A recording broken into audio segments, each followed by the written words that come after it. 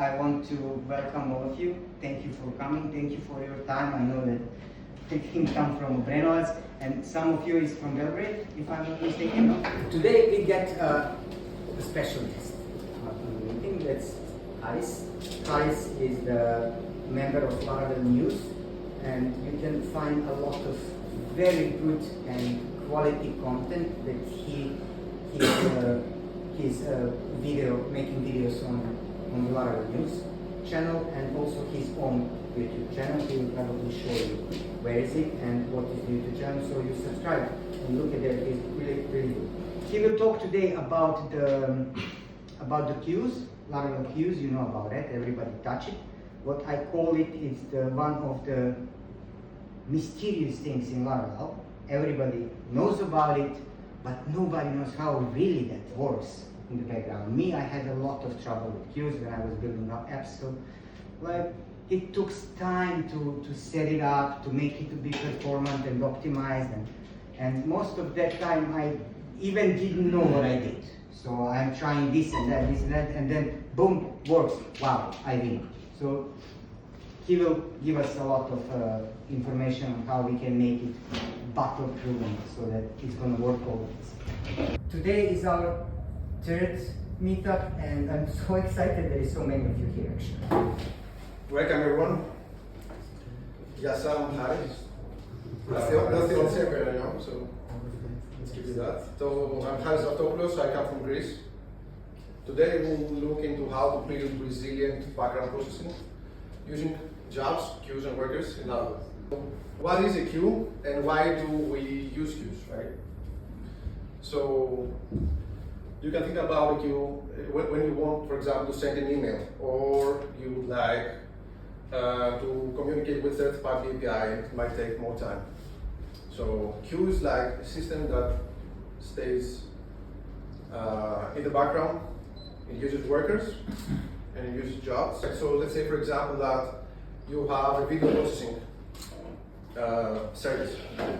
So in that process, you might need to do 3 or 4 tasks, and you don't want the user to wait, for example, 30 seconds for all of them to finish. So you just say to the user that this is now in the background, it's working, and you do all the processes.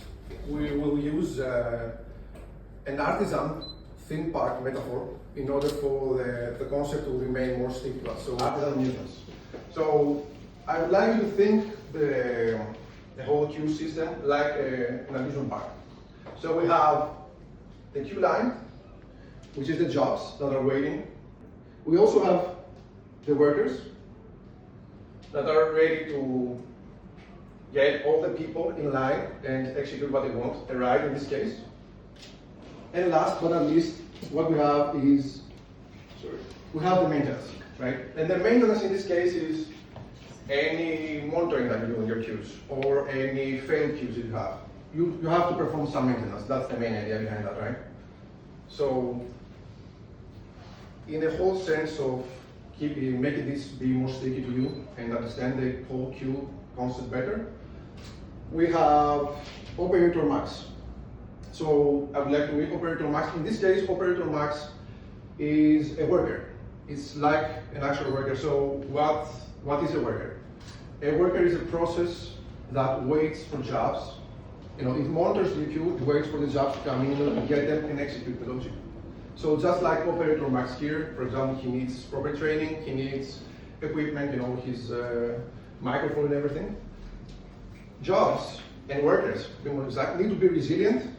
They need to be, you need to be sure that they don't break in any case. And you need to make sure that you don't lose any of your job, any of the work that you do, right? This is a high-level overview system, of our queue system. And it consists of many parts. The first part is the dispatch. So we dispatch the jobs to the queue, right? And the worker gets them and executes the logic. So we have the queue in front. Then we have the workers, like Operator Max, like I mentioned earlier. We have the jobs. That is where all our logic is inside. And last but not least, we either mark them as completed or as failed. You can use various databases in order to use your queues. You can have database, MySQL, for example. You can use Redis if you want to expand, or you can use SQS as well. So what I always suggest is start small, start with the database. This might be the only thing that you're going to need.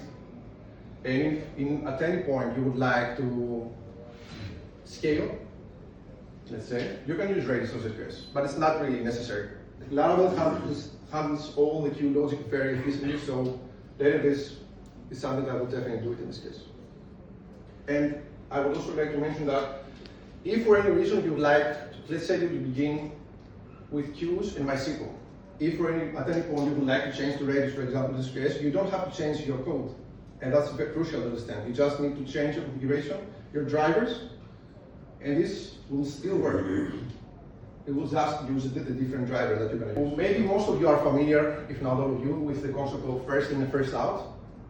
Laravel uses that, but with a twist. So the way that the regular queues work in Laravel is that when somebody comes in, but if for any reason this fails, it doesn't block the whole queue system. It just puts it back, retries, and if it's marked as failed, it just sends it back to the failed table in the database. And then the next one, the next job gets in line and gets executed and so on.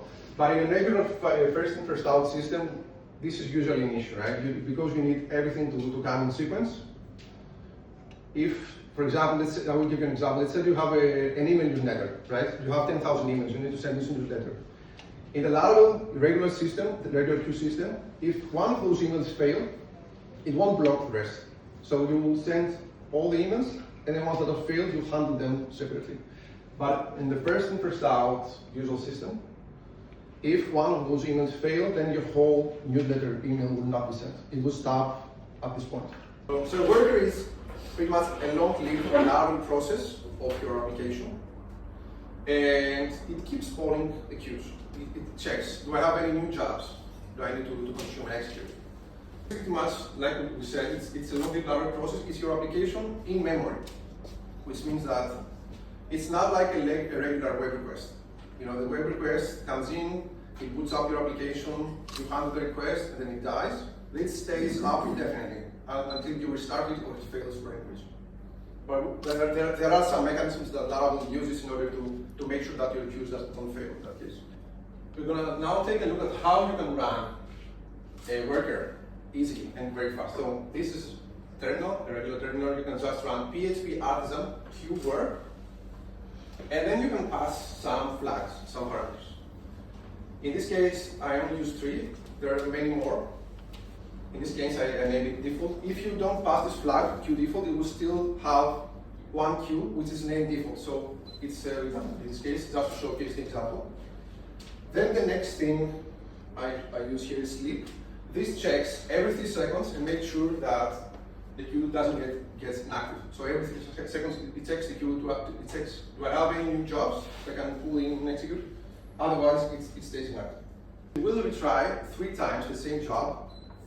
If it fails the second time, and then it will mark it as failed. Otherwise, it will not be marked as failed. So it will definitely try 3 times. And this way you make sure that if, for example, you send an API request to a third party and it times out for any reason because it's their issue, it will retry 2 and 3 times just to make sure you don't lose the connection of the data. But even if it does, it just gets moved to a failed table database. And in this example, I have this job, which is called send welcome email job. It was pretty basic in this case. It runs, and then we get an indication if it worked or not. If it works, we mark it as done. Otherwise, it's marked as failed. So there are cases where you would like to have different priorities, right? Let's say you have a payment system, and you also have an email system, and you might have a low priority system, something that you run, you don't really care, maybe you optimize it. That's not as important as payments, right? So this is why Laravel uses us prioritization in the queues. And the way to do that is same thing like we did before. We pass the flag queue, and then we can pass as many as the queues as we like. Queue line is the one with the highest priority. In this case, we have queue. First one is called high, then email, then default. And this is the exact sequence that is going to pull jobs for the specific queue. So we give high the highest priority in this case. High is just a name, you can name it whatever you want, of course. So higher priority means faster access to processing in this case. We have two jobs. The first one is called Send Welcome Email Job. That is part is on the queue, it's called email. And the second one is called Process Podcast Job. And it's dispatched on the queue called high because we say that this one has high priority for us for any reason, right? Then we run a worker down here. Same way we ran before, but this time we pass high as the first priority queue, then email, then default. And as you can see, when we execute this command and it tries to pull the jobs in, it always pulls the first one from the high queue, and then it executes the one from the email queue in this case. The good thing is that you can run your queues on a separate machine. So you don't have to have them on the same machine like the web server, for example. They can scale independently. So you cannot have a huge server only for the queue system, just to handle the logic. And this makes sure that your queues will restart if anything happens. So if there's any errors, any memory allocation issues or anything else, supervisor or system you will make sure that it will keep them up and running for sure. Laravel gives us the opportunity to make sure that no work gets lost. How much time it will get between each retry, because you might need to try, for example, after 10 seconds and then after 1 minute, just to make sure that the third-party service or whoever you communicate with is up and running again. And then retry until it will keep retrying, it's just an integer, it will keep retrying as long as this is marked as done. So if you say retry until in a month from now, it will keep retrying until this is done. So if you try, for example, 3 times and it's marked as failed, this failed job, whatever logic is inside this, it will get executed. So you can, for example, let your co-workers know that this job failed, go look at it, or send an email. So it's pretty good for monitoring. And this builds resilience. If a request fails from the user, it will get lost. In the end, they will need to perform the same action again. But using queues will make sure that this will never be lost. It will be in your failed table in the database. So you can handle that. You can fix the code and you can just retry them. And speaking about retries, there is this command that Laravel provides, php artisan q retry. And here you can do 2 things. You can define which failed jobs you would like to retry based on the unique identifier, one of those IDs here. Or you can do whatever I did here as well, pass the all. So in this case, we will go again and we will push all the failed queue jobs back into the queue and start executing them again. And this, of course, is after you fix the code that was broken, right? So sometimes you need to prevent duplicate jobs. Let's say that you have to keep a refund to someone, right? And you don't want it to be executed twice. You have this in job, something fails in between, maybe Stripe doesn't reply, for any reason the API is broken, and then the jobs runs again, or you dispatch the job accidentally. You don't want to give them back the demand twice. We have 3 things that helps in this case. The first one is a contract, which is called should be unique, and you can just implement that in your queues. Then you can define how much time you want this job to be unique for. It's an integer. In this case, we define that the refund attendee class, this job, is going to be unique for 1 hour. So this means that we can dispatch the same job if we want after 1 hour. Otherwise, it won't work. It will not take this into account. And you can also have a function that will define how this job is unique. In this case, we have a small string called refund underscore attendee underscore, and then we differentiate based on the attendee ID. So we make sure that each attendee, in this case, will have 1 job about refund. And there is no way that we can dispatch that twice. You can use this as a middle layer, as an onion layer, and make sure that everything goes through the middleware you have until it reaches your application logic. Same thing we have inside our jobs. So we have the job middlewares, which is exactly the same thing like HTTP middlewares. It's a middle layer between your application and your jobs, and it needs to make sure that middleware runs before it touches any logic. Let's say we have a job that sends daily notifications, right? In this case, we have a middleware which is called SES Rate Limited, because we use SES from Amazon in order to send our emails. And we want to make sure that we don't send more emails through the system, because we're going to get blocked, most likely. We're going to get rate limited. That's the idea. We need to avoid to get rate limited in this case. So you can use middleware for that. And in this case, we have 4 things. So we use Redis in order to make sure that we throttle our requests. We have a name, SES Rate Limited. We have a block, which means it's going to wait.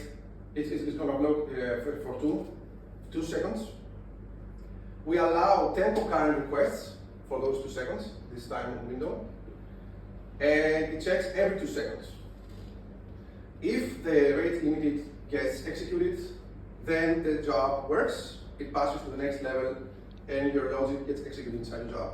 If for any reason this doesn't meet the requirements, you just send this back to the queue in order to be executed again, and then it will go through the whole process. So we have this job release. When you release it, you release it back to the queue in order to get executed again. You can do this pretty easy in this case. So after 60 seconds, we just retry the job. Anything you can inside the queue. So the way to test is you add queue fake at the beginning, and this will make sure that the job will not actually be dispatched to the queue. You can do any kind of processing you would like, but you don't want to send the exact job into the queue. So you have queue fake at the beginning, and then you can do multiple assertions. I have 2 here. The first one is called queue assert push on, and it makes sure that the SIP order job is sent to the orders queue. Sometimes you might need to run more than 1 jobs in sequence or in parallel. So that's why Laravel provides us with 2 functions. One is called pass chain. As the name indicates, we chain jobs together. So we say that every job will execute only if the previous job, which was chained with, has executed. It's sequential. So we always need to make sure that the jobs in the chain execute one after the other. Otherwise, if one of them fails, the whole chain fails in this case. And then we have paths, because we might need to send multiple jobs in parallel. So in this case, we can add, for example, 2, 3, 5, 10, how many you want in there. And they will be executed in parallel, and they don't depend on each other. If some of these jobs fail, the whole chain should fail, because you need all of them to work together.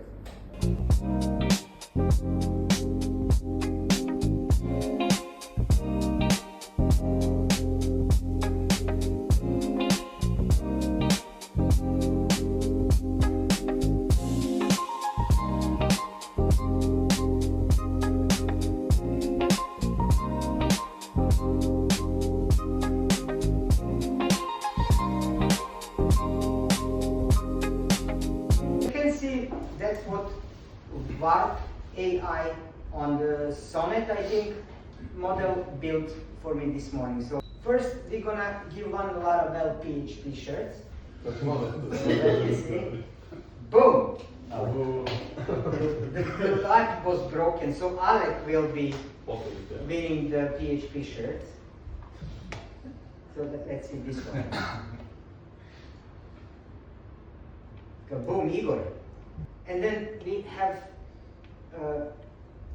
Lamborghini. Yeah. Who? It's in the parking outside. It's outside, yeah. You have to go.